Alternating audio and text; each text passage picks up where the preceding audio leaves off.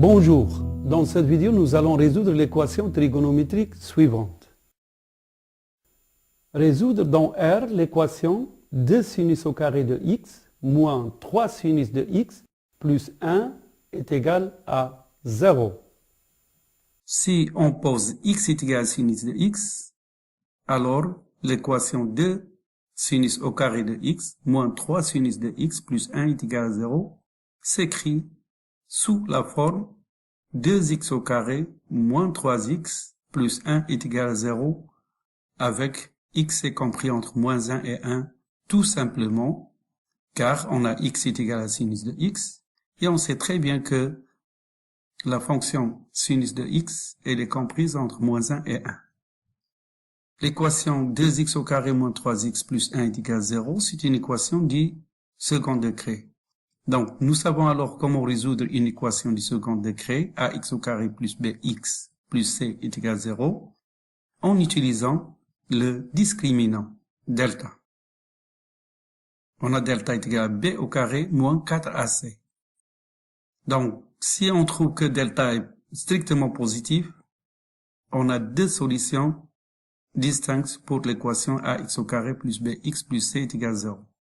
Si delta est égal à 0, on a une solution double pour l'équation ax au carré plus bx plus c est égal à 0. Si delta est strictement inférieur à 0, l'équation ax au carré plus bx plus c est égal à 0 n'a pas de solution. Dans notre cas, on a a est égal à 2, b est égal à moins 3 et c est égal à 1. Donc, delta est égal à moins 3 au carré, moins 4 fois 2 fois 1. Donc, moins 3 au carré, c'est 9. Moins 4 fois 2 fois 1, c'est 8. Donc, 9 moins 8 est égal à 1. Donc, delta est strictement positif. On a donc deux solutions pour notre équation. Alors, grand X1 est égal à 3 plus 1 sur 4 est égal à 1. Et grand x2 est égal à 3 moins 1 sur 4 est égal à 1 demi. On trouve que grand x1 et grand x2, deux valeurs comprises entre moins 1 et 1. Donc, on continue à résoudre notre équation.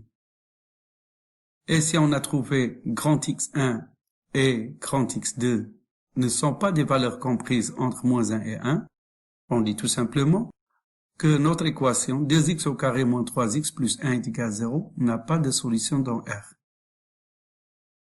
Donc, on continue la résolution de notre équation. On a grand X est égal à sinus de X. On écrit grand X1 est égal à sinus de petit x1 est égal à 1. Et grand X2 est égal à sinus de petit x2 est égal à 1 demi. Sur le cercle trigonométrique, on trouve sinus de la seule valeur principale de l'abscisse curviligne qui donne 1, c'est pi sur 2. Donc, sinus de x, sinus de petit x1 est égal à 1, implique que sinus de petit x1 est égal à sinus de pi sur 2, implique que petit x1 est égal à pi sur 2 plus k fois 2pi. Avec k est un entier relatif. Par contre, pour sinus de petit x2 est égal à 1 demi, il y a deux abscisses curvilignes principales qui donnent sinus de petit x2 est égal à 1 demi. Sont pi sur 6 et pi moins pi sur 6 qui est 5 pi sur 6. Donc, sinus de petit x2 est égal à 1 demi implique que sinus de petit x2 est égal à sinus de pi sur 6 ou sinus de petit x2 est égal à sinus de 5 pi sur 6.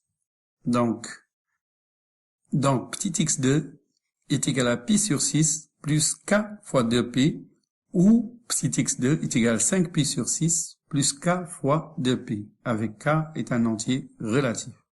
Alors, l'ensemble de solutions de cette équation est bien grand S est égal à pi sur 2 plus k le nombre de tours fois 2pi, pi sur 6 plus k le nombre de tours fois 2pi, et 5pi sur 6 plus k le nombre de tours fois 2pi, tel que k est un entier relatif.